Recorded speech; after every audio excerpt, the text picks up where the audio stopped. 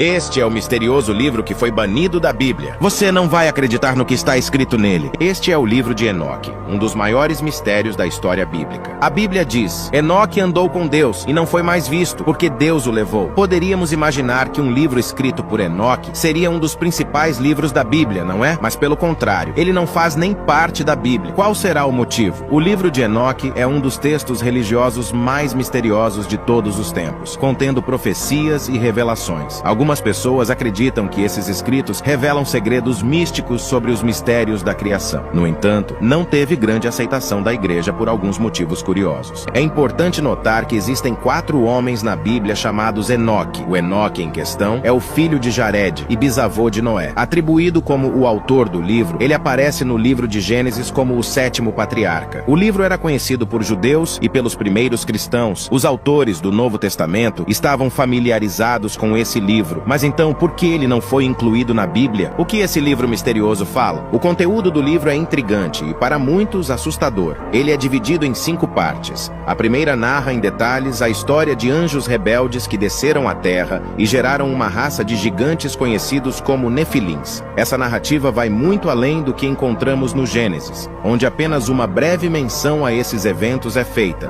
No livro de Enoque, esses anjos são chamados de vigilantes, e sua rebelião contra Deus é descrita de forma muito mais detalhada, o que já levantou muitas dúvidas entre estudiosos e religiosos ao longo dos séculos. A segunda contém 3 sermões sobre o Apocalipse, além de citar a vinda do Messias. A terceira trata de mistérios astronômicos mostrados a Enoque pelo anjo Uriel. A quarta contém 2 visões de Enoque sobre a origem do mundo e o dilúvio. Já a quinta traz advertências morais à família de Enoque. Mas, por que um texto tão fascinante foi banido da Bíblia? Primeiro, precisamos lembrar os requisitos para um livro fazer parte da Bíblia. Os livros devem ser inspirados unicamente por Deus ou revelados por Ele aos autores. Não devem contradizer outros livros ou princípios centrais da fé. Devem ter uma história de uso e aceitação ao longo do tempo, além de contar com cópias preservadas que mantenham a integridade do texto original, entre outros critérios que podem variar entre diferentes tradições dentro do cristianismo. Por exemplo, o cânone judaico difere do cânone cristão, e há variações entre as diferentes tradições cristãs, como a Igreja Católica, a Igreja Ortodoxa e as denominações protestantes. O livro de Enoque não era aceito pelos líderes religiosos da época em que o cânone bíblico foi sendo formado. O conteúdo foi considerado problemático. Os relatos eram vistos como muito especulativos e potencialmente perigosos para a fé dos crentes. Esses textos poderiam alimentar histórias fantasiosas e desviar as pessoas do que é a verdade. É interessante notar que nenhum estudioso acredita que o livro de Enoque foi realmente escrito por Enoque. Os trechos mais antigos do texto foram escritos por volta de 300 a.C.,